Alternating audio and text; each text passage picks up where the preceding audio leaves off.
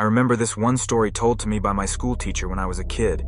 This story I found particularly disturbing, and it has stayed with me till this day. My teacher said that when she was a child, sometime back in the 70s, she had found herself home alone one day. She heard a knock on the door, and she did as she was taught by her parents, and opened her main door while making sure to keep her screen door locked. The man who was at the door told her he was from the gas company and wanted to read her gas meter. He then asked if her parents were home. No sooner had the words "no" left her mouth when the man, without missing a beat, began to force his way into her home. Once he found the screen door was locked, he pulled out a freaking box cutter and started to slice for the screen door aggressively. My teacher said she ran straight upstairs and straight into her parents' room. She hid in a clothes hamper inside of her parents' closet. She had heard footsteps walking around her house and things being moved around, which she knew was the strange man looking for her. After around 10 minutes, she began to hear footsteps slowly coming up the stairs, and the man began whistling a creepy song. She said she stayed there silently and heard the footsteps getting closer to her parents' room, and then, to her relief, she could hear sirens getting louder and louder, heading towards her home. She then heard the man turn around and walk away. Soon after, she heard multiple pairs of footsteps in her home, and some strangers' voices calling her name. Although she knew it must have been the police, when she opened her mouth to reply, nothing came out. They eventually found her in the hamper, wide-eyed and shaking like a leaf, before she burst into tears. Thank God a neighbor who lived across the street happened to see the whole event taking place and immediately called for the police. She still worries about what would have happened if she hadn't reacted as quickly as she did. The worst part of this story, that still creeps her out to this day, is that the police found the intruder, still hiding in the attic.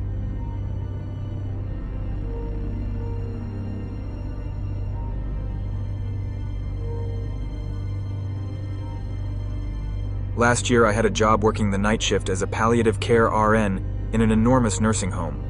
The nursing home had been around for a very long time, and it is necessary to mention that the nursing home and the religious institution that was in authority is still to this day under investigation for its involvement into alleged mistreatment of minors. The nurses that had been working there since before this investigation used to often tell stories to the newest members of staff about the times when it was used as a children's home.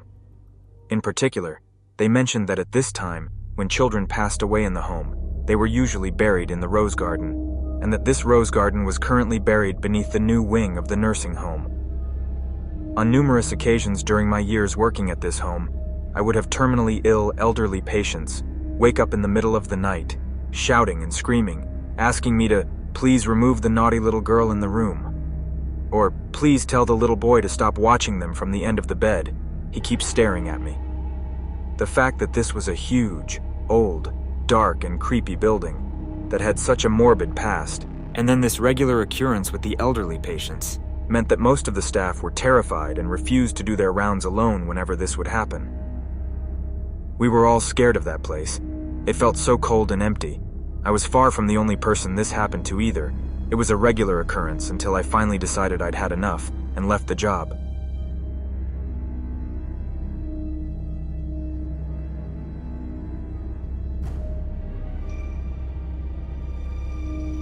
A few weeks ago, my girlfriend and I were sleeping. It was one of those nights that I wasn't able to get into a deep sleep. I noticed my girlfriend was mumbling to herself. It seemed like she was having some kind of nightmare. Then, all of a sudden, she leaned straight up and yelled, "What are you doing here?" She has been known to talk in her sleep from time to time, but this was much more urgent and panicked than usual. It jolted me fully awake. I noticed she was a little shaky and asked her what she was talking about. She said she woke up and saw someone standing at the end of the bed, and that she must have been still dreaming, but it felt way too real. We both concluded that it must have been a semi-awake hallucination. We thought nothing of it, and went back to sleep. Later on that night, I felt a tug on the bed. I woke up and saw someone standing at the end of the bed.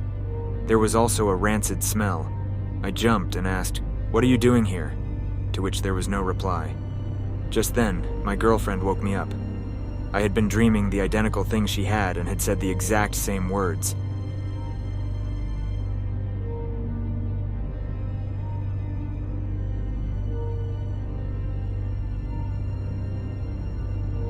After finishing late for work one night, A lady was walking home.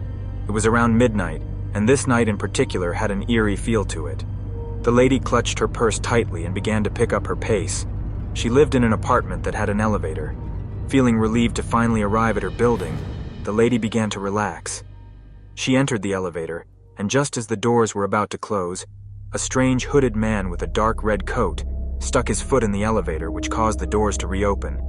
He apologized for startling the lady, and then asked which floor she required, all the while avoiding any eye contact.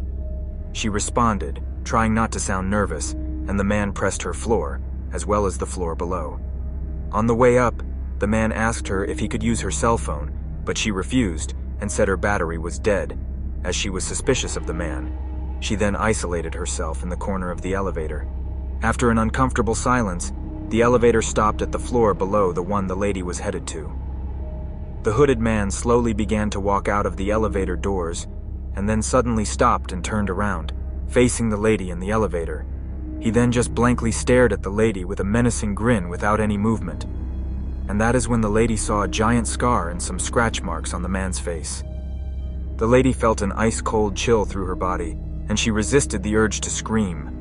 The doors slowly began to close, and just before they did, the lady saw the man running toward the upstairs, pulling a shiny object out of his pocket.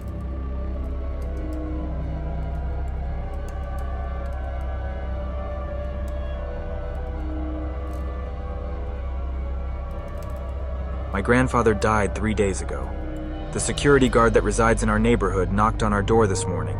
He said that an elderly man came by our house earlier in the day and had stayed for around 15 minutes and left. We asked him what the man wanted. He told us that the man said he wanted to say goodbye to someone he was unable to meet recently. We figured it must be one of Granddad's friends coming to pay his respects. But after some discussion amongst ourselves, we remained perplexed as to who this man could be or who he could have been looking for. We eventually invited the security guard in for a cup of tea to try and get to the bottom of who this person could have been. I made a cup of tea for the security guard and brought it into the living room. The security guard took his tea and then went to sit down on the sofa. He was about to start giving us a more detailed description of who this earlier visitor was when he suddenly turned pale white and his hand started to shake, spilling some of the tea on the rug. He stared directly behind us and shouted, "That's the old man," pointing at a picture of my grandfather on the mantelpiece, directly opposite the sofa. At that moment, my whole family was frozen stiff, speechless, and in disbelief. To this day, we still don't know if the security guard was telling the truth, but the thought of my grandfather coming to say his goodbyes to my newborn sister before resting in peace is something I like to believe is true.